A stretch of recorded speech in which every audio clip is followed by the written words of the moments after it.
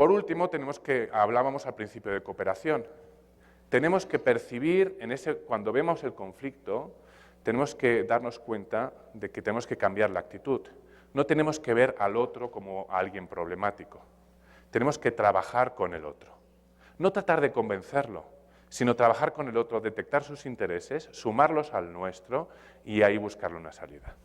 En una ocasión, en una mediación matrimonial, me llega un matrimonio, yo me reúno con la esposa y me dice, yo le pregunto, ¿qué objetivos tienes? Y me dice, yo quiero que mi marido me pague más pensión, mi exmarido me pague más pensión. Me reúno con él y me dice, y digo, ¿cuáles son tus intereses? Y me dice, yo quiero pagar menos pensión. Digo, bueno, pues vamos bien, ¿no? Y digo, voy a preguntar el motivo a cada quien. El motivo a cada quien era que había una situación de crisis en España, ya sabéis que había una situación de crisis y les estaban bajando los ingresos. Y entonces, bueno, la manera en cómo veían que se podían aumentar sus ingresos era pidiéndole dinero al otro, ¿no? Si formulamos el conflicto de esta manera, tenemos un grave problema, porque o tú o yo, y es una lucha de una pelea de gallos. Sin embargo, yo le reformulo el problema. Le digo, bueno, pues entonces en realidad lo que tenemos es un problema común, no es un problema enfrentado. El problema común que tenemos es que ambos necesitáis más ingresos y menos gastos. Me dicen, pues sí. A partir de enfocar el problema de esta manera, empiezan a generar soluciones los dos que no se les habían ocurrido antes, porque la creatividad, al estar enfrentados, la tenían completamente bloqueada. Así que, bueno, pues mi recomendación es esta. Detectemos el interés de uno, detectemos el interés del otro. No tratemos de imponer el uno al otro. No tratemos de imponer, no tratemos de persuadir, ¿no?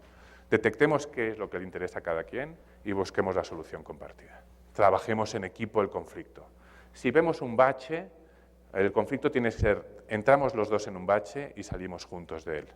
No salimos empujándonos el uno al otro, ¿no? Perdón.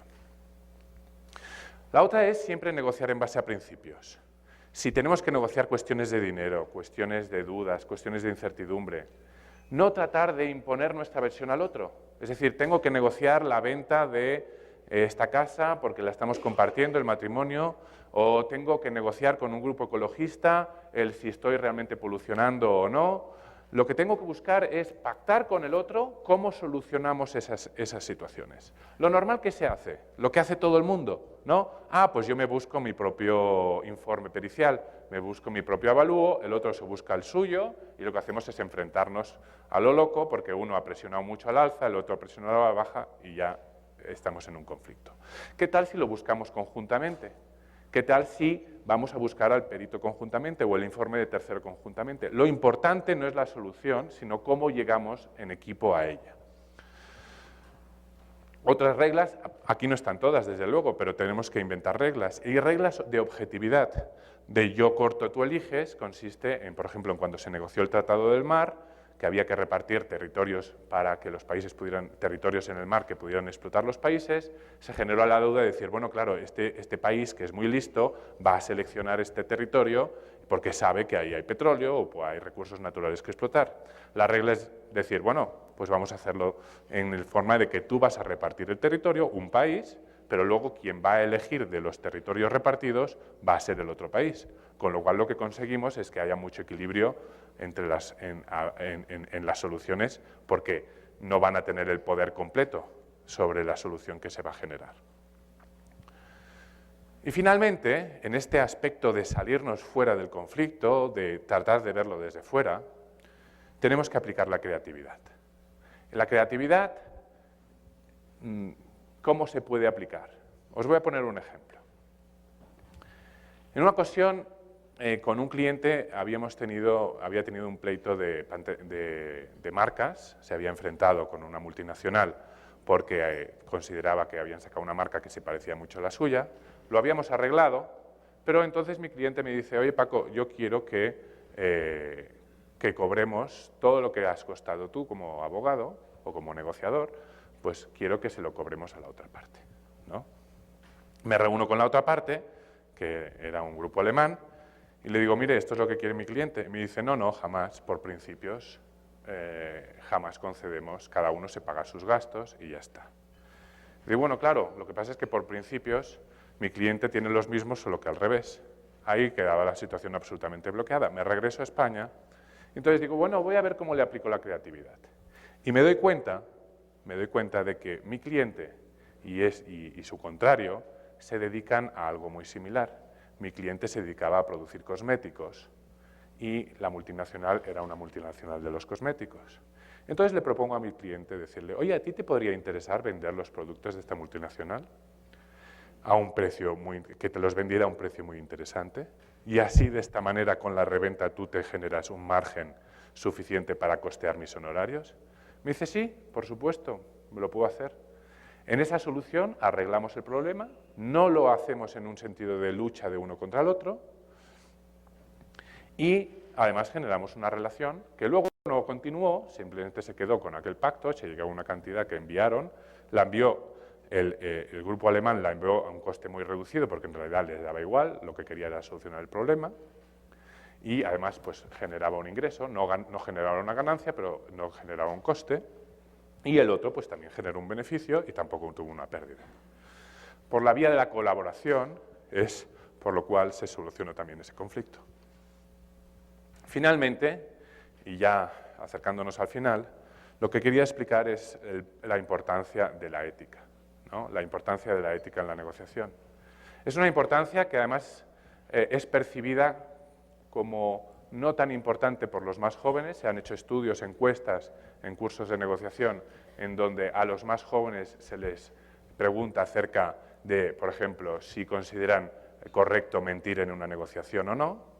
Y los más jóvenes suelen contestar que sí, que es correcto. Los más mayores suelen decir que no es tan correcto, porque los más mayores saben cuál es el valor de tener un nombre que genere confianza y que nos convierta en buenos negociadores confiables para el futuro, ¿no? El valor de la marca personal. Al final, nos tenemos que también dar cuenta de que un conflicto es un proceso desordenado y que lo que tenemos que establecer los métodos o los medios para que no sea un proceso tan desordenado o que pueda tener cierto control. He puesto este juego, que quizás todos conocemos, el juego de los palillos, porque en un conflicto lo que se está produciendo realmente es un cambio. Según cómo se gestione ese cambio, vamos a tener una consecuencia más desastrosa o menos desastrosa.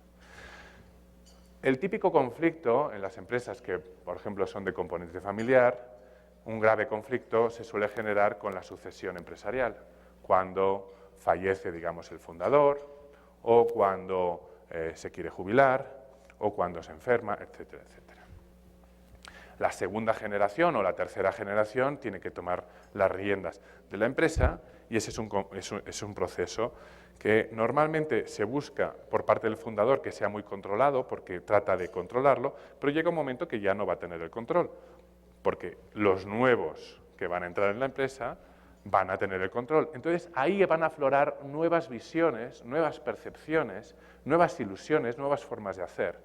Y como no se genere un consenso por ellos mismos, porque no va a tener influencia ya el fundador que se retiró, por ellos mismos la empresa tiene una situación de crisis que tiene que enfrentar y que va a determinar su viabilidad futura o no. No sé si aquí se conoce lo que se llama el protocolo familiar. El protocolo familiar es un proceso de diálogo que se genera en las empresas familiares con las nuevas generaciones que entran. A veces se tiene que asesorar a lo mejor el fundador para que sea él mismo el que lleve a cabo ese diálogo, que consiste en un documento que surge de un diálogo entre todo el mundo a partir de entrevistas, en lo que no solamente se entrevista a las personas que van a trabajar en la empresa, sino que además se entrevista a lo mejor hasta también a cuñados y cuñadas, porque son partes que luego van a tener mucha influencia, y aunque no, de forma oculta. Todo ese proceso de diálogo, en donde se habla de la visión de la empresa, de qué carrera profesional tienen que tener los familiares que entran, pero lo importante, se habla de muchísimos aspectos, pero lo importante es que surge del consenso. Se trabaja a partir de consenso y esa es la fuerza que da a esa empresa el que tiene garantizada la supervivencia de un tramo de vida mucho más largo.